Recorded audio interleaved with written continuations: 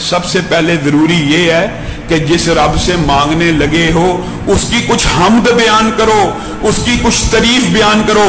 حضرت دانیال علیہ السلام کا جو مشہور واقعہ ہے، بخت نصر نے جب ان کے اوپر 2 شیروں کو چھوڑا، 5 دن کے بھوکے تھے، 2 دن کے بعد پنجرے کو کھولا، حضرت دانیال نماز پڑھ رہے ہیں، شیر ان کے تلوے چاٹ رہے ہیں۔ بخت نصر نے کہا تو نے کیا کہا ہے؟ کہا میں نے تو صرف اس رب کی حمد و ثنا بیان کی ہے، صرف حمد بیان کی ہے، دعا نہیں کی۔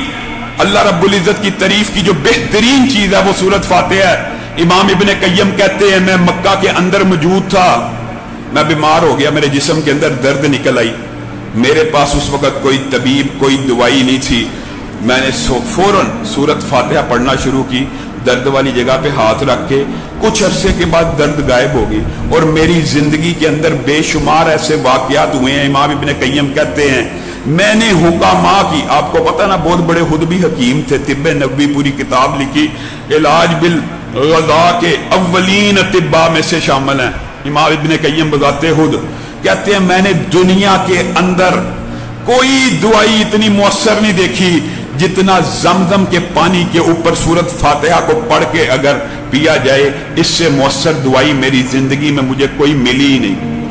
دعا بھی کرنی ہے، سب سے پہلے اللہ رب العزت کی حمد بیان کرنی ہے، اور حمد کے اندر بہترین حمد سورۃ فاتحہ ہے، بہترین حمد قل هو اللہ ہے۔ اسی لیے نبی کریم صلی اللہ علیہ وسلم نے اس صحابی کو بشارت دی تھی، لوگوں نے کہا یہ ہر رکوع میں جانے سے پہلے قل هو اللہ پڑھتا ہے، کوئی بھی سورت پڑھتا ہے قل هو اللہ، کوئی بھی سورت پڑھتا ہے رکوع میں جانے سے پہلے قل هو اللہ۔ نبی کریم نے اس کو طلب کیا، ہاں جی کیوں پڑھتے ہو؟ کہا اس کے اندر میرے رب نے اپنی ایسی صفات بیان کی ہیں جس کی وجہ سے میرے دل میں رب کی محبت پیدا ہو گئی ہے۔ نبی کریم صلی اللہ علیہ وسلم نے کہا اگر تو سچ بولتا ہے اور تو سچ بول رہا ہے، اللہ نے مجھے پیغام دیا ہے اللہ بھی تجھ سے محبت کرتا ہے۔ دعا سے پہلے اللہ کی حمد بیان کرنی ہے، اللہ کی تعریف بیان کرنی ہے، پھر دعا کرنی ہے۔ حشام بن عبد الملک کے پاس ایک بندہ آیا، اپنا واقعہ سنا رہا ہے، بادشاہ تھے اموی بہت بڑے، آپ کو پتا ہے، شام بن عبد الملک کے پاس آ کے کہتا ہے میرے ساتھ آج ایک عجیب واقعہ پیش آیا۔ کیا واقعہ آیا؟ کہا ایک سائڈ سے ببر شیر آ رہا تھا، دوسرے سائڈ سے اژدہا آ رہا تھا، میں درمیان میں کھڑا تھا اور میرے دل سے یہ آواز نکلی، میری زبان پہ آئی، یا دافع المکروہی یا دافع المکروہی قد تراہما ونجنی یا ربی من آذاہما۔ اے اللہ تو دیکھ چکا ہے میں دونوں طرف سے مصیبتوں میں گر چکا ہوں، اور تیرے علاوہ مصیبتوں کو دور کرنے والا دنیا میں ہے ہی کوئی نہیں۔ اب تیرا کام یہ ہے، میں نے بے بسی اور بے کسی کے اندر تجھے پکار لیا، حامد آیا، اناج کی خوشبو دیکھی، کہا کام پھر نہیں ملا، کہا تیرے مالک نے روٹی کا بندوبست کر دیا ہے، کھا۔ اس بندے نے کہا یہ آٹا آیا کہاں سے؟ چکی کو اٹھا کے دیکھا کہ کتنا گندم کتنی موجود ہے جس سے یہ بندہ چلا رہا ہے۔ نبی کریم صلی اللہ علیہ وسلم نے فرمایا اللہ کی قسم وہ بندہ اگر اس چکی کے پاٹ کو نہ اٹھاتا تو قیامت تک یہ چکی اس عورت کی دعا سے چلتی ہی رہتی اور گندم پیدا کرتی رہتی۔ آپ دعا کو کیا سمجھتے ہیں؟ ہم صوفی نہیں ہیں اور نہ صوفیت کا کھوٹا سکہ چلانا چاہتے ہیں کہ گھر بیٹھ جاؤ کوئی کام نہ کرو اور اللہ رزق دے گا، نہیں دے گا۔ یہ جو کرامات کے باب ہوتے ہیں ان کے اندر بھی کام پورا کر کے حالات و واقعات دنیاوی اسباب کو پورا کرنے کے بعد کرامات ظاہر ہو سکتی ہیں، اور ہوتی تب ہیں جب انسان جو اس کے ذمہ کام لگا وہ پورا کر لے۔ یہ نہیں صوفیوں پہ تو جناب نمازیں ہی معاف ہیں، 5 نمازیں بس بندوں کو کھانا کھلاؤ، نماز کیا ہے؟ آج کل بیڑا غرق ہو ایسے فلاسفروں کا، ہر چیز کے ساتھ نماز کو، مسجد کو، حج کو، عبادات کو، قربانی کو ریلیٹ کرتے ہیں۔ وہ بچہ باہر بھوکا ہے، مسجد میں نیا کلین ہے، وہ بچہ باہر بھوکا ہے، قربانی ہو رہی ہے۔ بچہ باہر بھوکا ہے، تیرے پاس 1.5 کروڑ کی گاڑی ہے، بچہ باہر بھوکا ہے، تو پی سی میں کھانا کھا رہا ہے، بچہ باہر بھوکا ہے، تیرے ہاتھ میں 1.5 کروڑ لاکھ کا موبائل ہے، یہ باتیں یاد نہیں آئیں گی؟ اس طرح کی باتوں کے ساتھ کیا باتیں کریں گے؟ ہمیشہ اسلام کے شاعر کو نشانہ بنائیں گے۔ ایک بات اور دوسری بات میرے بھائیوں، دعا کے اندر آپ نے جس چیز کی احتیاط کرنی ہے، ایک جو آپ کو کہہ دیا حمد، اللہ کی تعریف بیان کر کے، اور تعریف کے اندر بہترین صورت فاتحہ ہے۔ اور اس کے بعد دوسری چیز نبی کریم صلی اللہ علیہ وسلم نے فرمایا، وہ دعا زمین و آسمان کے مابین معلق رہتی ہے جس کے شروع میں مجھ پہ درود نہیں بھیجا جاتا۔ نبی کریم صلی اللہ علیہ وسلم کے اوپر درود بھیجو گے تب دعا کی قبولیت کا امکان زیادہ ہوگا۔ نبی کریم صلی اللہ علیہ وسلم کی ویسے دعائیں دیکھو، اس کی کیا وجہ ہے؟ جو بندہ ایک مرتبہ درود بھیجتا، آپ کے سامنے اس کے فضائل رکھ چکا، اللہ اس کے اوپر 10 بار درود بھیجتا ہے۔ اور نبی کریم کی ایک مرتبہ کی دعا جو ہوتی ہے وہ اتنی نتیجہ خیز ہوتی ہے۔ حضرت عروہ، نبی کریم نے ایک دن ان کو 1 دینار دیا، کہا یہ ایک بکری لے آنا، ہم ذرا ضیافت کرنا چاہتے ہیں۔ عروہ گئے، 1 دینار کی بکری خریدی، بعض روایات میں 1 درہم کا لفظ بھی ہے۔ 1 دینار کی بکری خریدی، واپس آئے، رستے میں گاہک ملا، بڑی خوبصورت بکری ہے، بس یہ قسمت کے بدلنے کا وقت تھا، میں تجھے 2 دینار دیتا ہوں۔ وہ 2 دینار لیے، پھر بازار گئے، پھر 1 دینار کی بکری لے آئے، رسول اللہ کی بارگاہ میں پیش ہوئے، کہا رسول اللہ یہ لیں آپ کا دینار بھی واپس ہے اور بکری بھی حاضر ہے۔ نبی کریم صلی اللہ علیہ وسلم مسکرانا شروع ہو گئے، کیا واقعہ ہوا؟ عروہ نے سارا واقعہ سنایا۔ نبی کریم نے کہا اللہ عروہ کے کاروبار میں برکت دے۔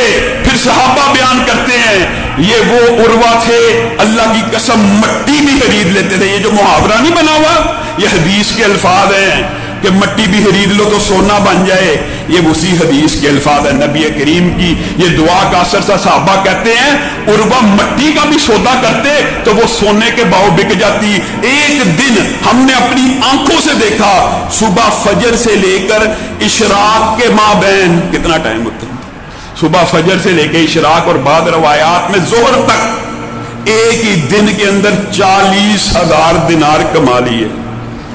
نبی کریم صلی اللہ علیہ وسلم کی دعا کو آپ معمولی سمجھتے ہیں؟ اور اللہ رب العزت کی دعا، اللہ رب العزت کی رحمت، درود پڑھیں گے تو رحمت نازل ہوگی۔ جو 1 مرتبہ درود پڑھتا ہے 10 مرتبہ اس کے اوپر درود بھیجا جاتا ہے۔ تو اپنی دعاؤں کو درود کے ساتھ مزین کرنا ہے۔ اور پھر ایک آخری واقعہ بیان کر کے اپنی بات کو ختم کروں گا۔ مشہور واقعہ ہے، امت کی ایک بیٹی کی بد دعا کی وجہ سے رومیوں کی کیسی سلطنت اجڑی۔ میں تو ان کو حضرت ہی کہتا ہوں، بعض ساتھی اس بات کے اوپر کہتے ہیں آپ عباسی بندے کو حضرت کہہ دیتے ہیں۔ حضرت یعقوب بن جعفر اس لیے کہتا ہوں کہ حرمت رسول کا سپاہی تھا۔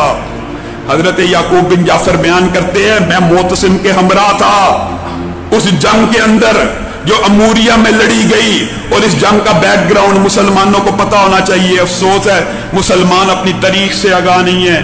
رومی ایک بہت بڑا خبیث حکومتی نمائندہ تھا، وہ روم کے اندر اموریہ کے اندر بازار کے اندر ایک مسلمان بیٹی کی عزت کے در پہ ہو گیا۔ اس نے کہا اللہ کا خوف کرو، تم عیسائی ہو، ہم مذہب ہم بھی اللہ کو ماننے والے ہیں، تم بھی خدا کو ماننے والے ہو۔ اس نے کوئی پرواہ نہیں کی، ایک مسلمان کو غیرت آئی، آگے بڑھا، اس نے مسلمان کو قتل کر دیا۔ اس نے مسلمان کو قتل کر دیا۔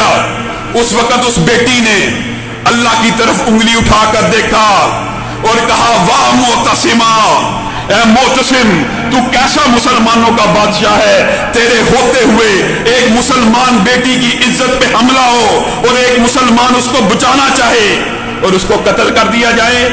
وہ ہنسنا شروع ہو گیا، کہا معتصم کو تیرا پیغام کون پہنچائے گا، ہزاروں کلومیٹر دور بیٹھا ہوا ہے، کون پہنچائے گا۔ ایک مسلمان پورے مجمع میں موجود تھا، اس نے ارادہ کیا اس بیٹی کی پکار کو، اس کی اللہ کی طرف اٹھتی ہوئی انگلی کو میں معتصم کے دربار میں ضرور اس منظر کو پہنچاؤں گا۔ معتصم کو آ کے خبر دی۔ بہت برے خلیفہ مشہور ہے نا، بڑے ظالم، لیکن اتنا بھی معیار پست نہیں تھا۔ اٹھا، بے چین ہو کے چکر کاٹنا شروع ہو گیا، اے میری بیٹی تیرا باپ معتصم آ رہا ہے۔ جنگ کی تیاری کا حکم دیا۔ اموریہ تک کئی ہزار کلومیٹر کا سفر تھا۔ سارے رستے کے اندر پانی کی سبیلیں لگوائیں کہ میرے سپاہی پانی کی وجہ سے تھکے نہ۔ پھر اموریہ کا جب محاصرہ کیا نا تو وہی جو بے ایمان تھا نا وہ اپنے قلعے کے اوپر چڑھ گیا۔ कहने लगा बड़ी बात है, मोतसिम के कान में उस बच्ची की आवाज पहुंच गई, लेकिन ये हमारा किला कैसे फतह करेंगे। और मुआद अल्लाह किले के ऊपर चढ़ता था, हर रोज रसूलुल्लाह सल्लल्लाहु अलैहि वसल्लम की शान में तौहीन करता था। यकूब बिन जाफर तड़पते थे इस तौहीन से, पूरा लश्कर गुस्से में आता था, लेकिन किला बहुत बड़ा था, फतह नहीं तो होता। यकूब बिन जाफर ने रात अल्लाह को सजदा किया, अल्लाह एक काम मेरे हाथ से ले ले, एक नेकी मेरे हाथ से ले ले, इस बदबख्त की गर्दन मेरे हाथ से जुदा हो।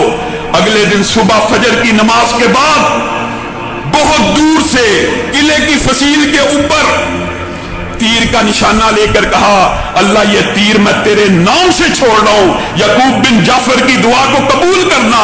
अल्लाह की कसम, हजारों लोगों ने देखा यकूब बिन जाफर का तीर दौरे हाजिर होता तो कोई मिसाल मिसाइल की या गोली की बन सकती थी।